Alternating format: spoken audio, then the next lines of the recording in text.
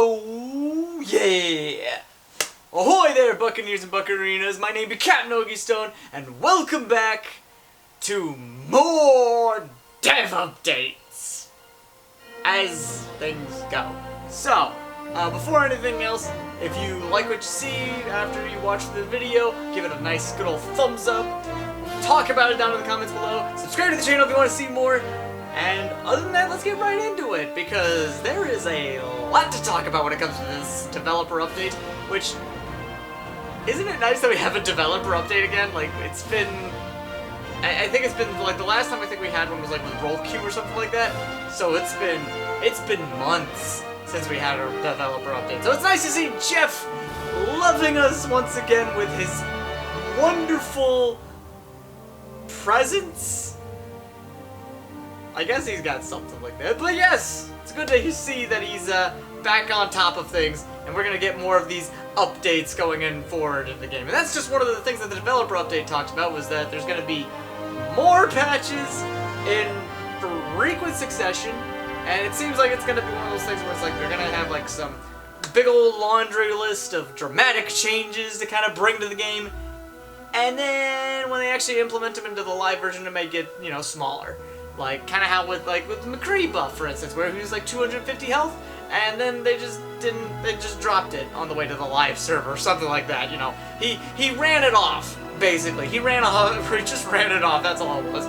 So, but in any case, the developer update talked about a couple of different things that were really, really big. The big one I want to talk about is actually hero pools. The other one's just the experiment card, which is like, it's basically just like, hey, we're gonna throw some wacky things at you, and you get to try it out on this card now. It'll be fun. We'll see if it works. We'll see if we want to implement it. It may never get implemented, but hey, we will have tried it.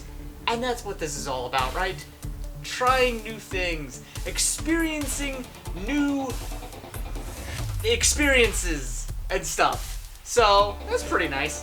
But the hero pools thing is really the big kicker. So, starting with Season 21, or rather, for the duration of Season 21, which I think is, they were saying it starts up in March here, they're going to introduce a hero pool, where basically what's going to happen is that there are going to be selected heroes that are going to be removed from the selectable characters when you like go into a match or something in competitive mode. It's only in competitive, by the way, and you're going to just be able to pick from a certain number of the cast, and like there'll be it's like they'll cherry pick certain ones that they won't put in, and like the Overwatch League is gonna involve it, and every week it's gonna rotate out, and we'll see how this goes. But I think, kind of just spitballing off of my own thoughts with this, I think it's actually gonna be pretty good, because it's basically something that's supposed to keep the meta from getting like stale. It's gonna be like keeping things fresh for a little bit,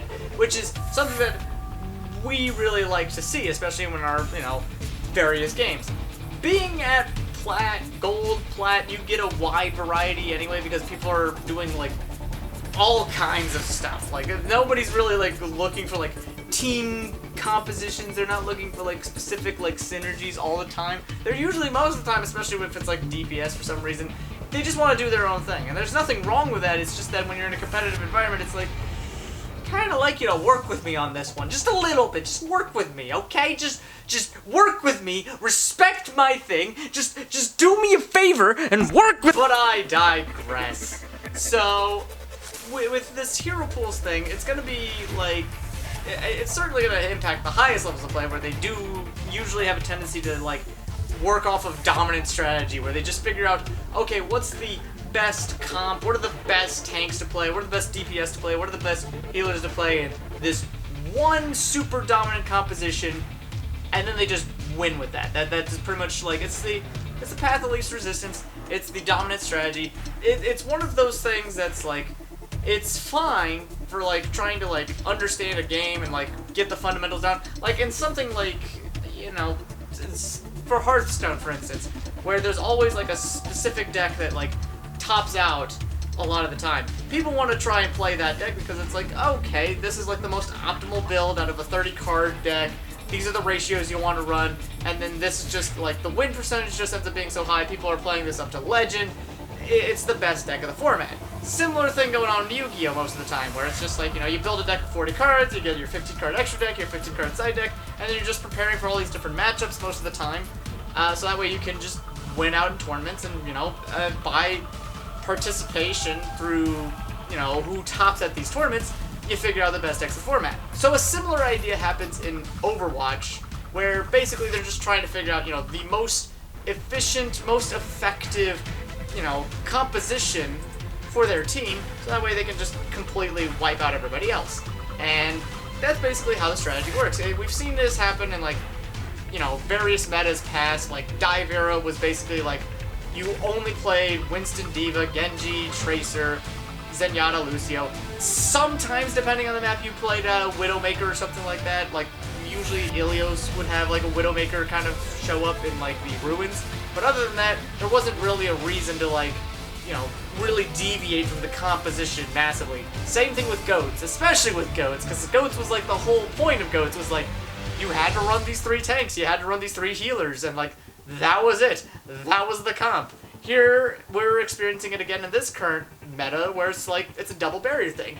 So you're running Orisa, Sigma, Mei, and that's pretty much it. Like, that's like, the rest of it is a little loose, but for the most part, those 3 characters are like essential to it, and they make that composition work so well. So that's kind of how it is right now, is with the double barrier meta, that's basically just how it is. And the problem with how they've done it for like the last, like, year or so, is just kind of like, make these adjustments to individual heroes to try and offset the meta, basically. Like, you know, so it's like, you get like Reaper buffs, Mei buffs in response to Goats. You try and make characters more viable because you want them to be more appealing, so you want them to show up more.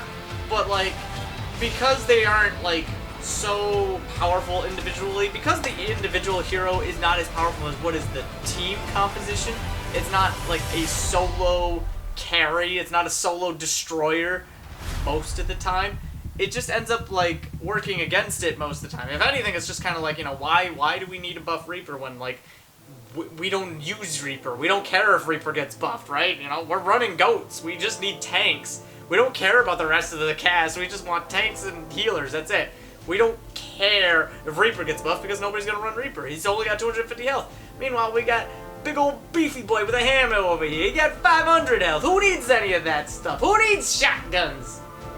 I mean, Roadhog still does, but like that's unrelated. That's unrelated. So now with the hero pools thing, we're able to rotate things around, where now it's like, okay, like let's say we're looking at the double barrier comp, like the first week, they're like, okay, we're gonna take Orisa as one of our picks to remove from the hero pool. Well, now double barrier doesn't seem like that great, especially if it's just kind of like, well, okay, Sigma, Mei, it's like, it sort of works. I guess if you throw in Reinhardt in that place, but Reinhardt's got to put that shield down, you know? You don't have that reloadable shield, and Winston certainly can't work that angle, so it's like, double barrier just kind of, it has to shift around. Like, it changes up the composition even a little bit to make it a bit more different, and that makes the playstyle a little different, and that changes, may change, you know, like, maybe you have to take Mei out or something like that. Or let's say, like, Mei ends up getting removed. Well, then, you know, if you have Orisa Sigma, well, then suddenly there's a dive guy who can just come in, and or Reinhardt can just charge in. It doesn't matter. So it's like, okay, that composition doesn't seem to work so well. Maybe we switch it up a little bit, try a different composition. So it ends up in this sort of thing where it's like, suddenly the team compositions will look a little bit varied, simply for, like, that week. And it'll change how you play the game, and it'll change how you approach. And even when you solve the meta, you know, solve the meta there, it doesn't really matter for too long, because like the next week, suddenly you may have, you know, Orisa will come back, or Mei will come back, and then you may have like Sigma leaves, or Reinhardt leaves, or Winston leaves, or Moira leaves, you know, somebody else leaves, and then it's like, okay, does this still work? Does this composition still work? So it's like, you think of how the compositions are now, and you think of like selected heroes getting removed from the pool and then coming back into the pool with other heroes getting removed. It kind of like, it's one of those things where it's like, it feels like it could end up in a sort of like weird rock, paper, scissors kind of format thing, but like in a rotating style. So it's like maybe like 1 week double barrier is good, and then the next week, you know, some heroes from double barrier get moved out, so dive becomes really viable, and then some of those characters come out, so Goats Rush becomes viable, and some of those heroes come out, and then it's like, you know, it just kind of cycles back and round and forth and all that sort of thing. So that's one of the I think that's one of the bigger concerns you might have with a system like this, is just that you know, eventually, if it's just kind of like gets into this repetitive cycle of just like, okay, now this week this comp's good, this week this comp's good, this week this comp's good, you know, then it just kind of ends up being a little bit of a mess, and you're just kind of like, well, now the meta's predictable, but it's predictably rotating is what it is. So it kind of gets into this like rotating period. So it's like now the meta is like, okay, the meta's not necessarily stagnant. It's more of like the meta becomes less of like a sitting wheel and more of like a rolling wheel. You know what I mean? So it's just kind of like, instead of just being like one thing that just stays in place, now it's like it's the same thing, but it rotates around. So it's spinning around constantly. It's like, well, I mean, that gets exciting every time you get a little third of the way over, but then it's like it's still the same wheel, you know? The meta is the same, but it's just, you know, in a rotational fashion, the same.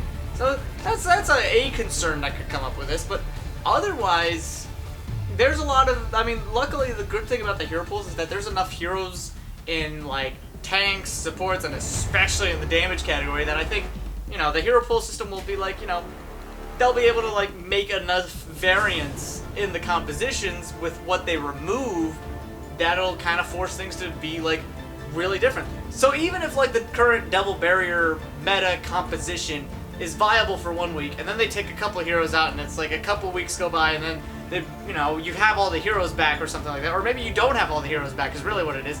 Like let's say Orisa comes out 1 week, then the next week shows up, Orisa comes back, but Mei goes out, and then like the next week comes out, Mei comes back, but then Moira goes out, and then the next week comes up, and Moira comes back in, but Sigma's out, you know, and it just kind of does this sort of rotational thing. Then, you know, it can change up the compositions where it's like, you know, okay, you know, maybe dive isn't viable without, like, you know, maybe we can't do dive with a Winston, but we still have Wrecking Ball, so we can still, you know, and we still have, like, you know, Diva and some of the other characters that work with dive, so maybe that composition is how we play dive, you know, this time around. Or, you know, maybe it's like, you know, okay, we lost Reinhardt, but we can't really do, like, a rush-down style GOATS composition with Zarya, but we could run Roadhog if we really wanted to, just kind of bulk up on damage, and, like, if we wanted to be active, we still got Sigma, so it's like, you know, there's little bits of variance that come up in the compositions, and I think that helps really promote a lot of diversity, especially in the damage category, where it's kind of like, you know, okay, let's say Widowmaker goes out 1 week. Well, now you've got to pick between, like, Ashe or Hanzo as a sniper, and neither of those sniper roles is on the same level as, like, Widowmaker, per se, because, like, neither of them has, like, the super multiplier. It's like a 2.5 multiplier for a headshot on Widowmaker. Ashe doesn't have that, but she's got, like, the dynamite, and so that changes it up a little bit. It changes your strategy from, like, you know, okay, I gotta land all these headshots to, okay, I should land the headshots, but I also should, like, toss out the dynamite and try to hit a lot of people with that dynamite as much as I can. Hanzo, it's like, okay, now I've got, like, the arrows, so my projectile isn't a hit scan like the way it would be with Ashe or Widowmaker, so I've got to, like, you know, use my storm bow really nicely, okay? It's very important that I just do it right! So that's pretty much how it all kind of goes now, is just, like, you know, you may have this rotational system where it's like, some characters will be viable 1 week, some characters will be viable the next week, some characters will be too viable 1 week, so they'll be out the next week. And then this on top of, like, maps being rotated around, so it's like we have different map setups every season.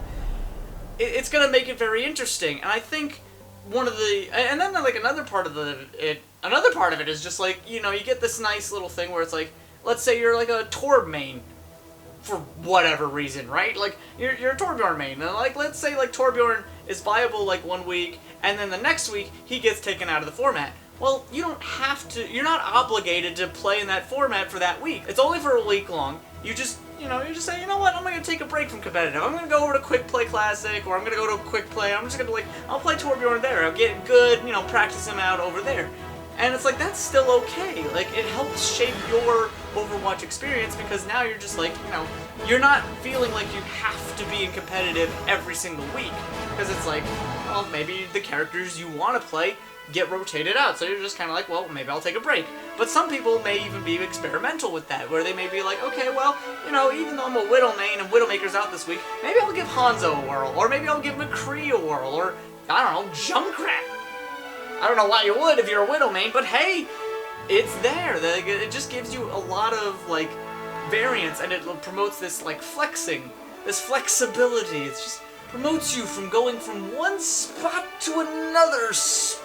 but I am not flexible enough for this joke. Okay. So that's pretty much how I kind of am thinking about the hero pool system. It's like, there's a lot of, like, pros to it, there's a little bit of there's a few cons to it. It's gonna be an interesting experiment. I'm excited to see it. So, what do you guys think about hero pools? Let me know in the comments down below. And then, you know, if you liked what you saw, don't forget to thumbs up, subscribe for more. We do Overwatch on Tuesdays, Hearthstone on Thursdays, Yugioh on Fridays. And then every other day of the week, we're just doing our own thing. We're doing whatever we want, whenever we want, because we want. Or we don't want, but...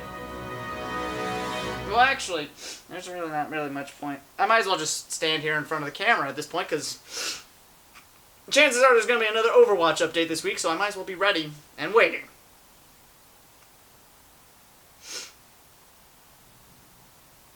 Except I have to go check on it. Do I actually have my phone on me? I think maybe I do not.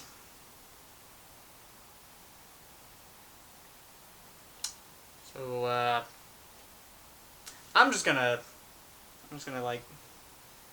do this thing where I just, you know, because I gotta check the updates, right? You know, it's important, right? Like, I have to do that. I'm obligated to inform you of the updates, so this is important. Don't mind me. Just stay there. Just always, just stay there. Wait a minute, haven't I done this joke already?